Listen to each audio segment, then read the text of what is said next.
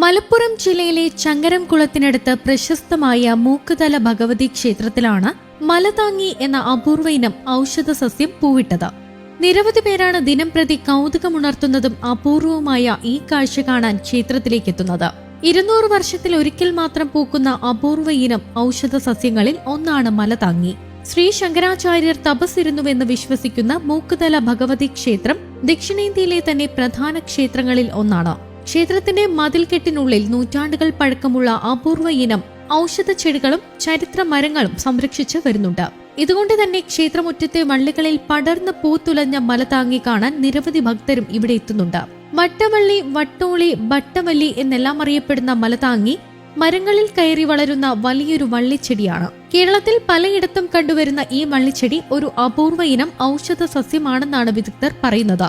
വള്ളിച്ചെടിയിൽ ഇളം ചുവപ്പ് നിറത്തോടുകൂടി മുന്തിരിക്കുല പോലെ നിറഞ്ഞു നിൽക്കുന്ന മലതാങ്ങി കാഴ്ചക്കാരെയും ആകർഷിക്കുന്നുണ്ട്.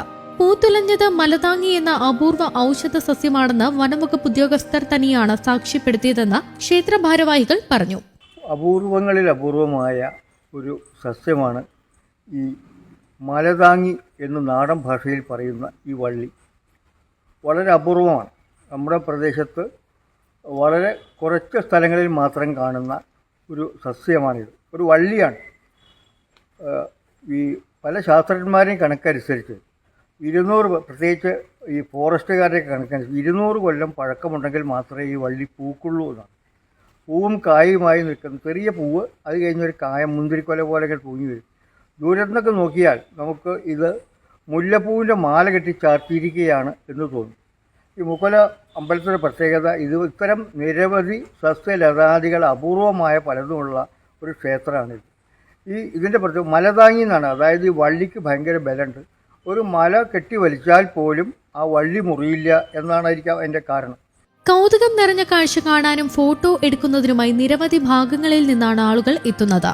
ഉഷ്ണമേഖലാ രാജ്യങ്ങളിൽ സർവ്വസാധാരണമായി കണ്ടുവരുന്ന ഒരു ദുർബല കാണ്ഡസസ്യമാണ് മലതാങ്ങി. ചെറിയ മലതാങ്ങി, പടുവള്ളി, വട്ടുവള്ളി എന്നെല്ലാം പേരുകളുള്ള വട്ടവള്ളി കേരളത്തിലെ കാടുകളിലും നാട്ടിൻപുറങ്ങളിലും ഇത് സാധാരണമായി കണ്ടുവരുന്നു. ഇളം പച്ച നിറത്തിലുള്ള ചെറുപൂക്കളിൽ പെൺപൂക്കളും ആൺപൂക്കളും വെവ്വേറെ ഉണ്ടാകുന്നു. കായുരുണ്ടതും ചുവപ്പ് നിറമുള്ളതുമായിരിക്കും. നേർത്ത വള്ളികൾ ചുറ്റി വൃക്ഷങ്ങളിൽ പടർന്ന് പന്തലിച്ചു വളരുന്നവയാണ്.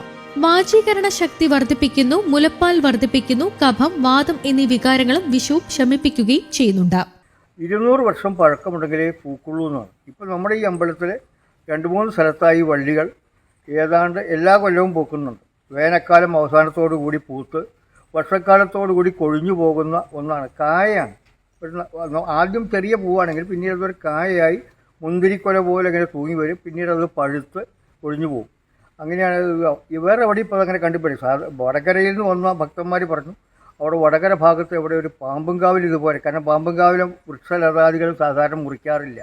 അപ്പം വൃക്ഷങ്ങളോ വള്ളികളോ മുറിക്കാതെ കാത്തു സൂക്ഷിക്കുന്ന സങ്കേതങ്ങളിൽ മാത്രമാണ് ഇത്തരം വള്ളികളും കായകൾ അപൂർവ വൃക്ഷങ്ങളൊക്കെ കാണുള്ളൂ.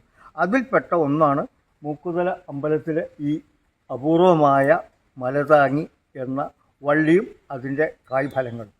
News desk Kerala Kaumudi.